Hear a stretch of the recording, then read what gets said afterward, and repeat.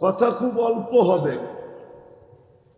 আর আশা করি যদি আমরা ধ্যান খেয়াল একাগ্র চিত্তে মনোযোগ সহকারে দিলের কানে শুনি তাহলে অল্প কথাই যথেষ্ট হবে। আর এটার প্রমাণ দিতে পারি আমি। ইব্রাহিম ইবনে আদহাম রহমতুল্লাহ আলাই বলখের বাদশাহ ছিলেন, যেটা এখন ইরাকের অধীনে। আগে বিক্রমপুরেরও বাদশাহ ছিল। বিক্রমপুর তো বিরাট বড় একটা এলাকা না, ঠিক না? মুন্সিগঞ্জের অন্তর্ভুক্ত একটা এলাকা বিক্রমপুর। কিন্তু বিক্রমপুরের রাজা বীর বিক্রম বিক্রমপুরের বাদশাহ ছিলেন। ছোট ছোট এরিয়ার বাদশাহ হইতো। বলখের বাদশাহ ছিলেন ইব্রাহিম ইবনে আদহাম রহমতুল্লাহ আলী। রাত্রে ঘুমন্ত ছিলেন।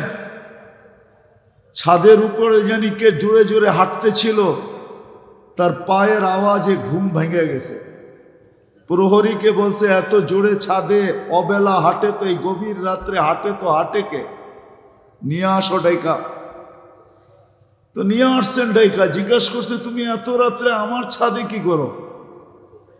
তুমি তো কোনো প্রহরীও না, বা আমার নিকটতম কোনো ব্যক্তিও না, তোমাকে চিনিও না। তো বলতেছিল, বাদশাহ মহোদয়, উট হারায় গেছে, খুঁজতে খুঁজতে ছাদে চলে আসলাম। তো বাদশাহ বলতেছিল, মাথা নষ্ট নাকি? উট হারায় গেছে, তালাশ করবে তুমি মরুতে, না হয় জঙ্গলে, ছাদে কিছের উট? তো বলছে, বাদশাহ মহোদয়, যদি আমি পাগল হই তাহলে আপনিও তো আমার সাথেই। বলছে, আমি তোমার সাথে কি করা? বলছে, আমি যদি ছাদে উট না পাই, তা আপনি রাজপ্রাসাদে বসে আল্লাহ পাবেন কি করা? এতটুক কথায় জীবন চেঞ্জ। আজকে ওলিদের প্রথম সারিতে যতজন আছে, তার ভিতরে একজন বলখের বাদশাহ ইব্রাহিম ইবনে আদহাম, যার কথা পড়লে, নসিহত শুনলে পাথরের মতো দিল গলা যেতে থাকে। তো কথা অল্প হোক, বিধায় আমি অল্প বলবো। তারপরে ইনশাআল্লাহ এমপি মহোদয় কিছু কথা বলবেন, তারপরেই দোয়া হয়ে যাবে। মানুষ হিসাবে আমরা জন্ম নিছি তো বটে, কিন্তু নিজ ইচ্ছায় না, মালিকের ইচ্ছায়। মানুষ হিসাবে আমরা জন্ম নিছি বটে, কিন্তু নিজের ইচ্ছায় না, আল্লাহর ইচ্ছায়। আর সত্য এটাই, মানুষ হিসাবে জন্ম নিলেই মানুষ হয় না।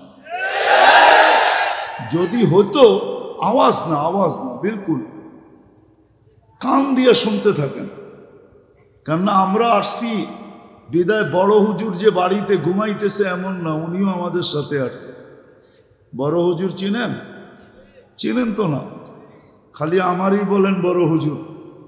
আমাদের চেয়ে বড় হুজুর আছে, যিনার 1,85,000 বছরের ইবাদত ছিল। কত? প্রত্যেক আকাশে ওনাকে বিশেষ একটা নামে ডাকা হতো। তর্জমা আমি করব না, শুধু শোনায় দিয়ে চলে যাব।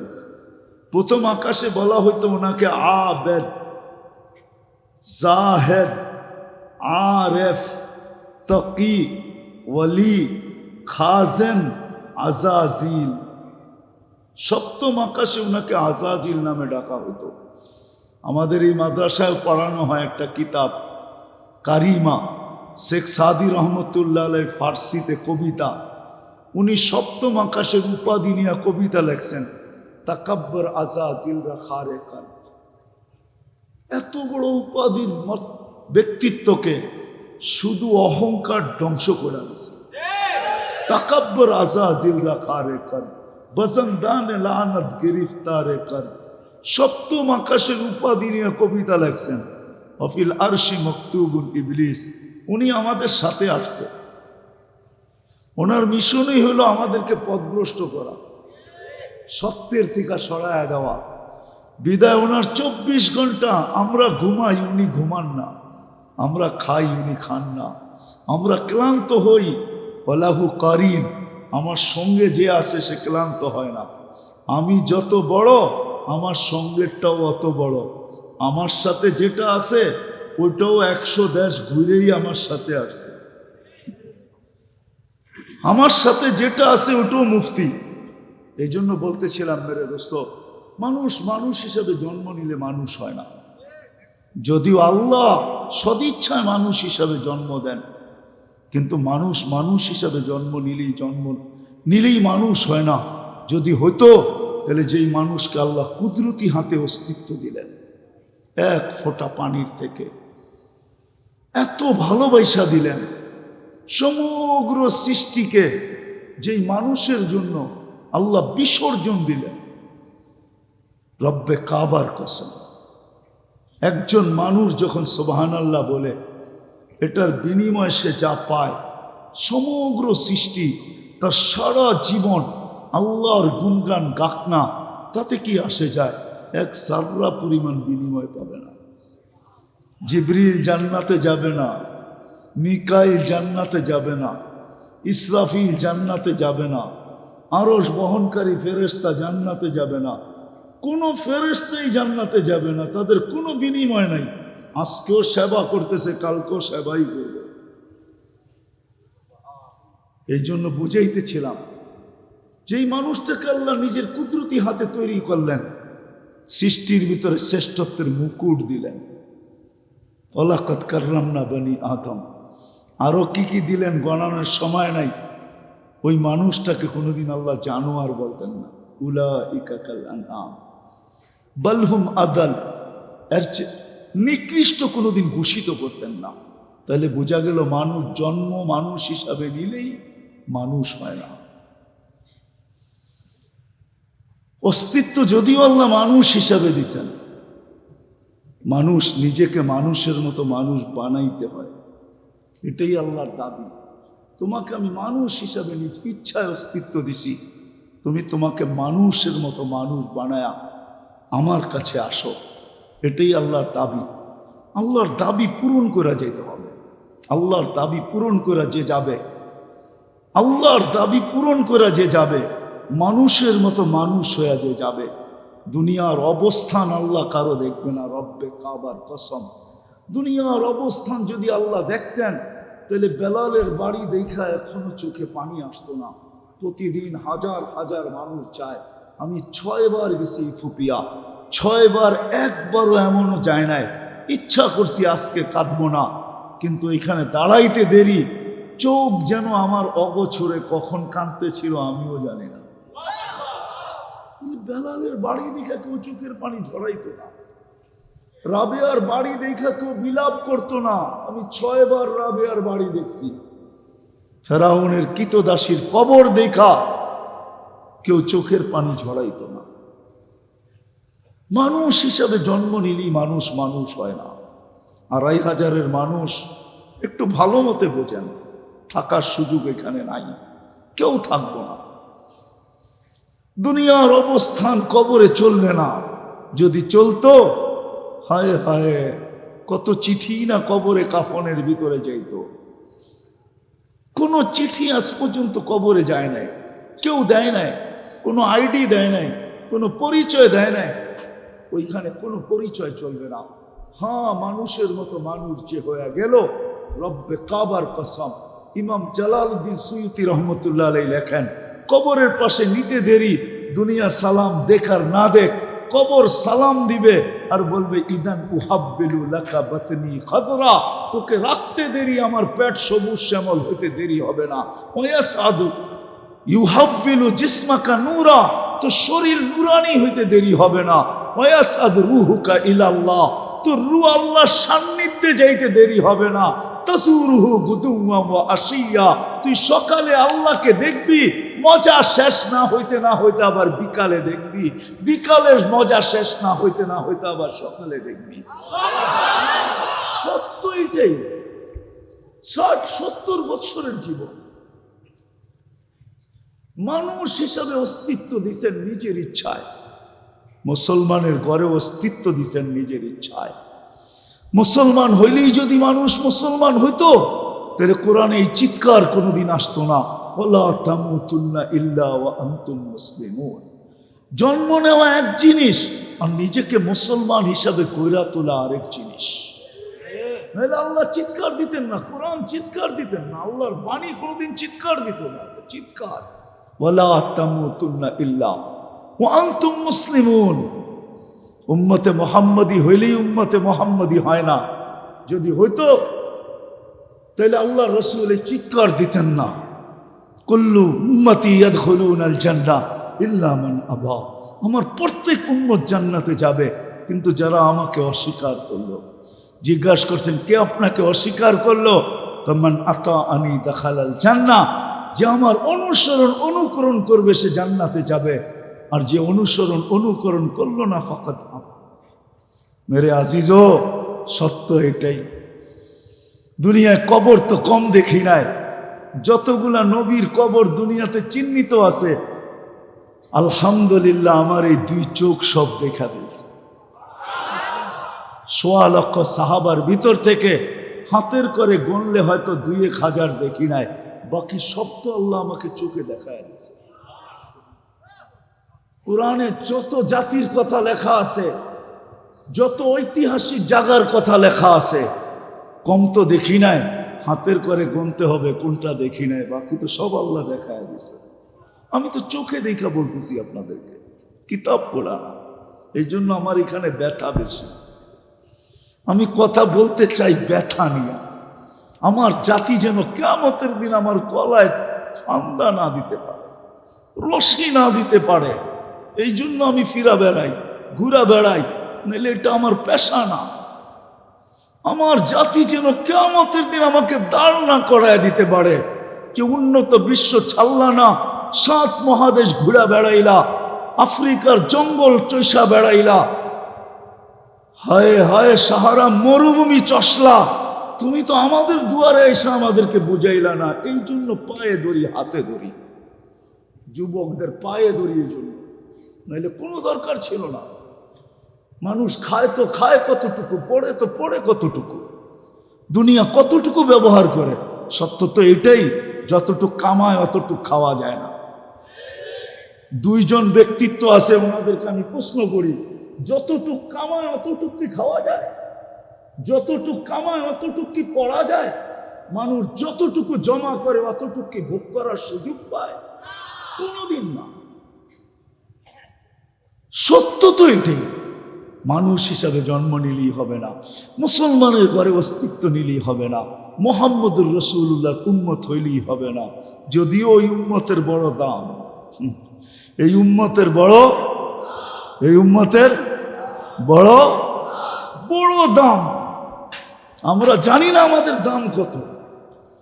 শুনেন, এতটুক শুধু শুনায়া দিতেছি, এই উম্মতকে আল্লাহ কিয়ামতের দিন মাঠে দাঁড় করাবে না। এই উম্মতকে কিয়ামতের দিন আল্লাহ আল্লাহর পাশে স্টেজে দাঁড় করাবে, স্টেজে। এই উম্মতকে ভরা ময়দানে আল্লাহ লজ্জিত করবে না।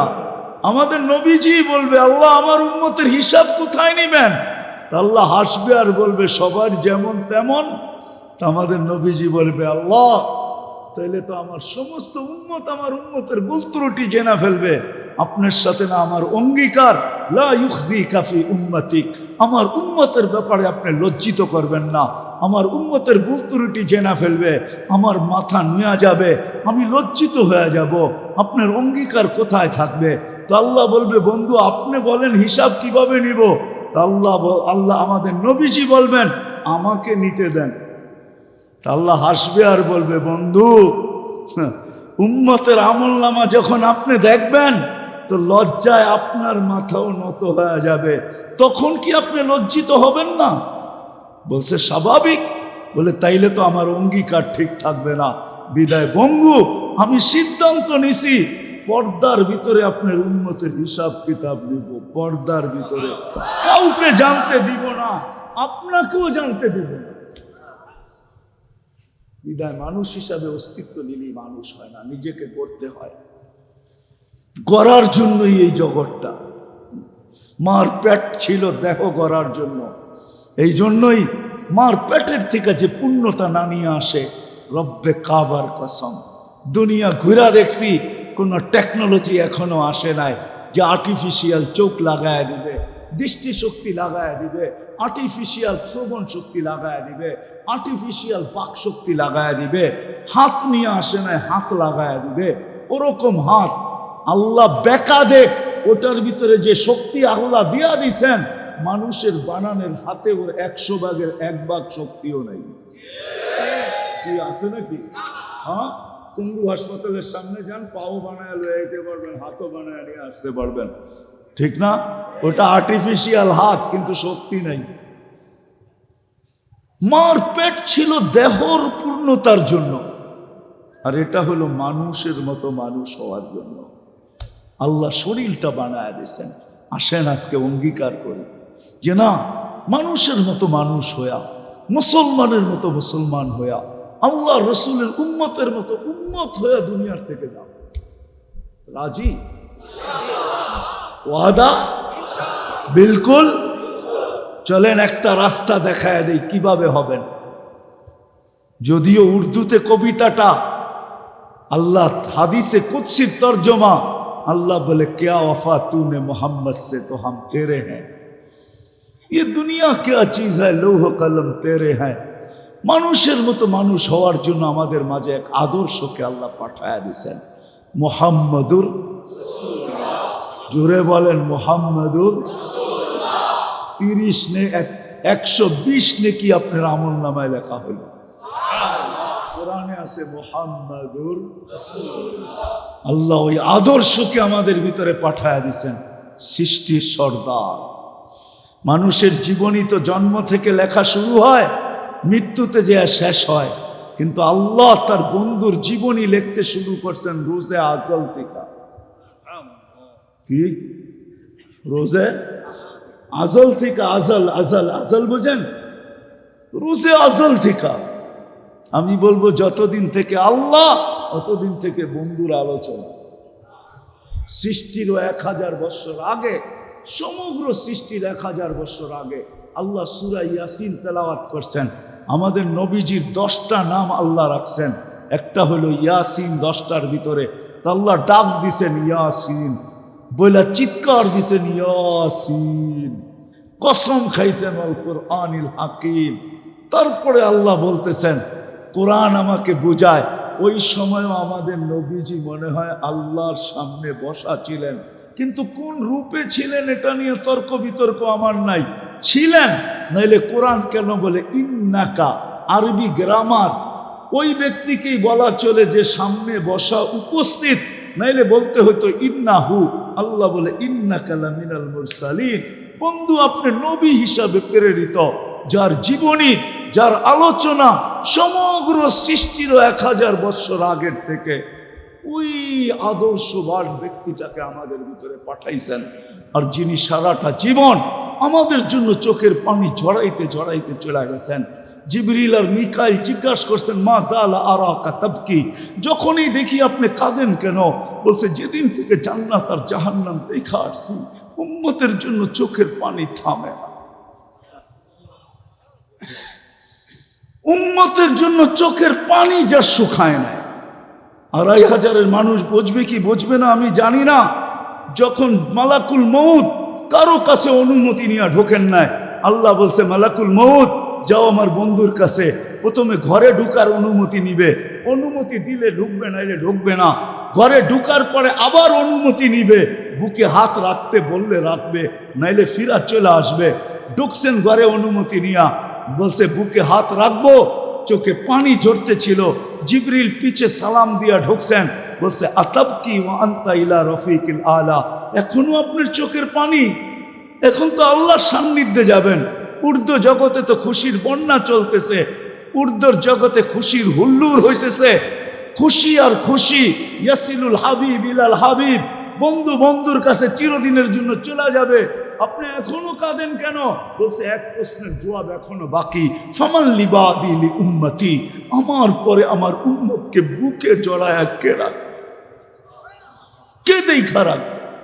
রব্বে কাবার কসম, মুহাম্মদুর রাসূলুল্লাহর সাথে যদি আল্লাহর অঙ্গীকার না হইতো যে আপনার উম্মতকে আমি সমূলে ধ্বংস করব না, তাইলে এই উম্মত 1500 বৎসর পর্যন্ত চোখে দেখতো। বহুত আগে ধ্বংস হয়ে যেত, সমূলে ধ্বংস। আপনি কি মনে করেন সন্তানের হাতে বাপ টুকরা টুকরা, তারপরও জমিন থাকে দাঁড়ায় তার জায়গায়? কোরআন হাদিস এটা দেখেন, সন্তানের হাতে বাপ টুকরা টুকরা, সন্তানের হাতে মা বাবার জান যাইতেছে। 500 টাকার জন্য সন্তান বাপকে গুলি করতেছে। মিডিয়ার কয়টা আসে, প্রত্যেক সন্তান ও 2500-এর যুবক তোমাদের পায়ে হাত রেখা বলি। আমি চিনি 2500।